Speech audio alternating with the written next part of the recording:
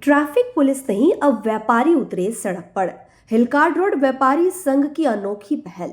Footpath और parking पर कब्जा कर अब व्यापार नहीं होगा। व्यापारियों ने खुद संभाली ट्रैफिक व्यवस्था। लोगों ने पहल का किया स्वागत। আমরা পুলিশ যেমন হকারদেরটা দেখছে, পুলিশ কর্পোরেশন আমরাও তেমনি আমাদের মেম্বারদেরকে সজাগ করছি যাতে কোনো মতেই ফুটপাতে কোনো রকম মালটাল না রেখে মানুষের চলাচল পথটাকে ডিস্টার্ব না করে, মানুষের চলাচল পথটাকে সুগম রাখতে হবে।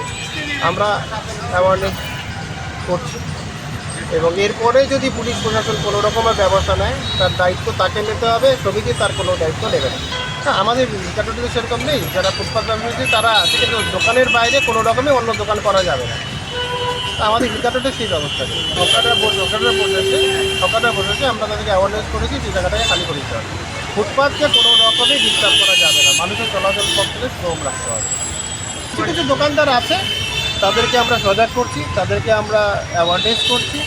পরবর্তীতে প্রশাসন যেরকম ব্যবস্থা নেবে তার দায়িত্ব তাকে নিতে হবে, সমিতি তার দায়িত্ব দেবে। এটা চলতেই থাকবে। সজাগ করা হচ্ছে, সজাগের দায়িত্ব তার, তারপরে যা সমিতি নেবে এবং পুলিশ প্রশাসন নেবে নিয়ে যাবে।